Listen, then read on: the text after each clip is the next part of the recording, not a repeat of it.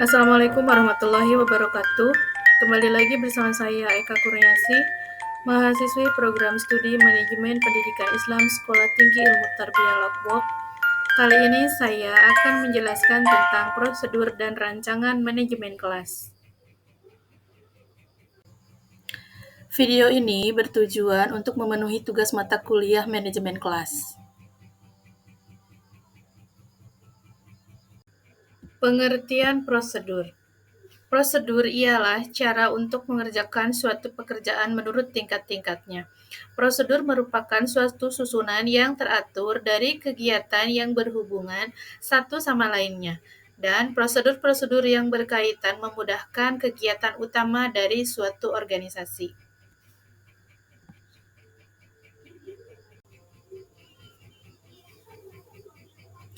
Pengertian rancangan. Rancangan dapat diartikan sebagai serangkaian kegiatan yang disusun secara sistematis berdasarkan pemikiran yang rasional untuk mencapai tujuan tertentu.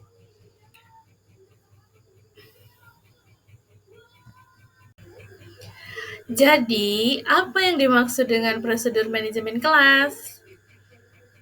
Dari uraian di atas, prosedur manajemen kelas merupakan serangkaian langkah kegiatan manajemen kelas yang dilakukan agar terciptanya kondisi kelas yang optimal supaya proses pembelajaran dapat berlangsung secara efektif dan efisien.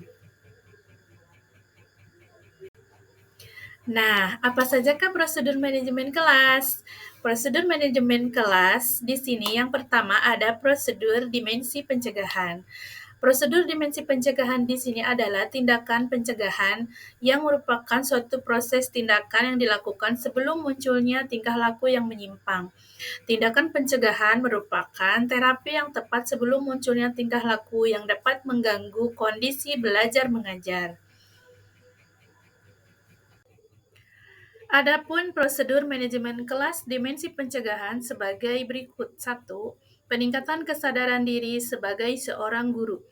Peningkatan kesadaran diri sebagai guru merupakan hal yang paling strategis dan mendasar, karena dengan adanya rasa kesadaran diri sebagai guru akan mampu meningkatkan rasa tanggung jawab dan rasa memiliki yang menjadi modal dasar dalam melaksanakan tugasnya. Hal ini dapat menghilangkan sikap otoriter dan sikap permisif yang dipandang kurang manusiawi dan kurang realistik.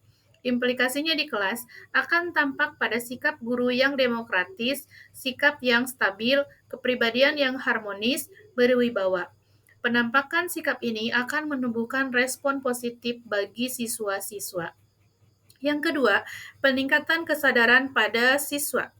Kurang kesadaran pada siswa akan menumbuhkan sikap suka marah, mudah tersinggung, yang memungkinkan siswa melakukan tindakan-tindakan tidak terpuji yang dapat mengganggu kondisi optimal yang telah terbangun pada proses belajar mengajar. Peningkatan kesadaran pada diri siswa dapat menanggulangi sikap kemalasan, sikap menyerahkan tanggung jawab, kurang puas, mudah kecewa, mudah tertekan oleh peraturan sekolah, dan sebagainya.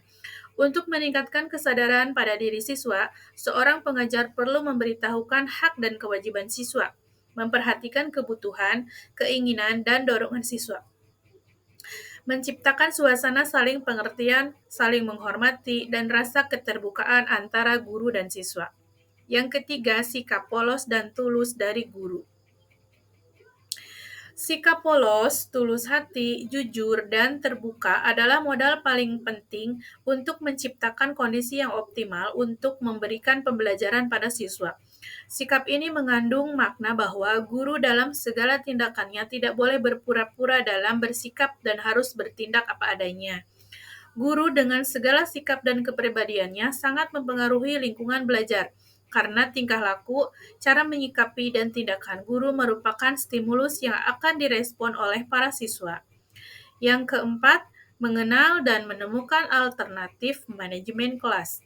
Seorang guru harus mampu mengidentifikasi berbagai penyimpangan tingkah laku siswa yang sifatnya individual maupun kelompok, termasuk penyimpangan yang disengaja maupun tidak disengaja. Guru juga harus mengenal berbagai pendekatan yang paling tepat. Selain itu, sebagai guru juga perlu belajar dari pengalaman guru-guru lainnya yang gagal atau berhasil. Hal ini dimaksudkan agar guru dapat mencari alternatif yang bervariasi dan tepat dalam menangani berbagai masalah manajemen kelas. Kemudian yang kelima adalah menciptakan kontrak sosial. Pada dasarnya, kontrak sosial diciptakan sangat berkaitan dengan standar tingkah laku yang diharapkan, seraya memberi gambaran tentang fasilitas beserta keterbatasannya dalam memenuhi kebutuhan siswa. Untuk mengelola kelas, norma berupa kontrak sosial atau daftar aturan tata tertib dengan sanksinya yang mengatur kehidupan di dalam kelas. Perumusannya harus dibicarakan atau disetujui bersama oleh guru dan siswa.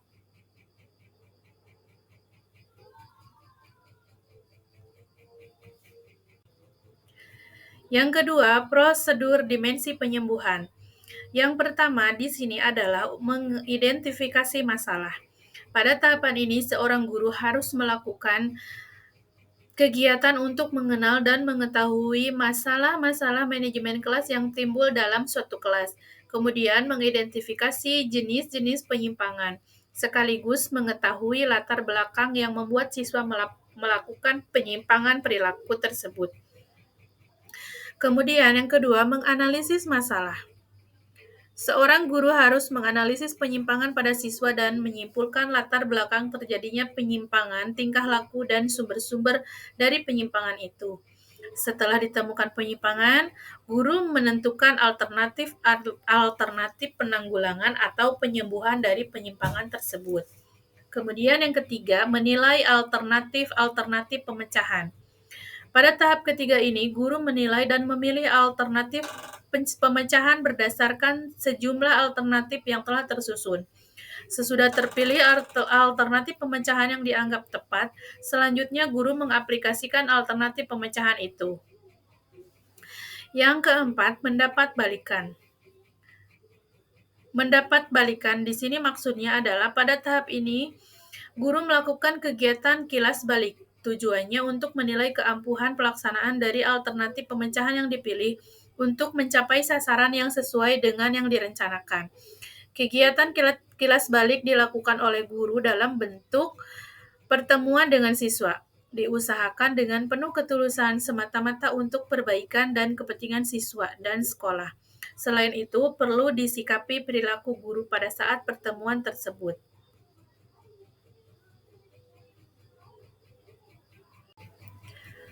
Lalu, apa sajakah faktor yang mempengaruhi penyusunan rancangan prosedur manajemen kelas?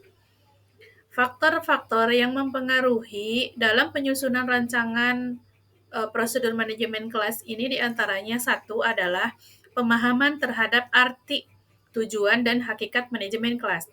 Akan memberikan arah kepada apa, mengapa, dan bagaimana harus berbuat dalam manajemen kelas. Yang kedua, pemahaman terhadap hakikat siswa yang dihadapinya.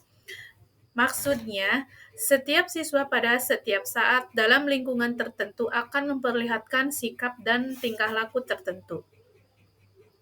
Yang ketiga, pemahaman terhadap bentuk penyimpangan serta latar belakang tindakan penyimpangan yang dilakukan seorang siswa melalui identifikasi bentuk penyimpangan yang dilakukannya. Yang keempat, pemahaman terhadap pendekatan-pendekatan yang dapat digunakan dalam manajemen kelas. Pemahaman ini akan menambah kemampuan dalam menyesuaikan pendekatan tertentu dengan masalah penyimpangan yang dilakukan oleh siswa. Kemudian yang keempat, memiliki pengetahuan dan keterampilan dalam membuat rancangan prosedur manajemen kelas. Faktor-faktor di atas merupakan hal yang patut dipertimbangkan dalam penyusunan rancangan prosedur manajemen kelas. Setelah rancangan prosedur manajemen kelas disusun, hal yang paling penting adalah bagaimana proses pelaksanaan rancangan tersebut. Peranan dan pengaruh guru menjadi sangat penting karena di samping kemampuan dan keterampilan seorang guru dalam melaksanakan rancangan tersebut, sikap, tingkah laku, kepribadian, serta kemampuan berinteraksi merupakan aspek yang perlu mendapatkan perhatian. Lalu, bagaimanakah langkah-langkah proses manajemen kelas? Proses manajemen kelas dimulai dari langkah-langkah sebagai berikut. 1. Memahami hakikat, konsep, dan tujuan manajemen kelas. Yang kedua, menentukan permasalahannya baik dari segi preventif atau kuratif. Yang ketiga, mempertimbangkan hakikat anak yang memiliki pertumbuhan dan perkembangan sendiri, lalu memperhatikan kenyataan penyimpangan perilaku yang ada. Yang keempat, menentukan permasalahan dari segi individu maupun kelompok. Yang kelima, menyusun rancangan prosedur manajemen kelas dari segi preventif, individual, atau kelompok. Yang keenam, menjabarkan langkah-langkah kegiatan rancangan prosedur manajemen kelas. Yang ketujuh, melaksanakan rancangan yang telah disusun di mana fungsi dan peran guru sangat menentukan. Yang kedelapan, monitoring untuk mengetahui sejauh mana hasil pemecahan masalah itu dilaksanakan dan ditaati atau telah terjadi perkembangan baru. Demikian pemaparan dari saya. Sekian dan terima kasih. Jangan lupa subscribe. Terima kasih. Wassalamualaikum warahmatullahi wabarakatuh.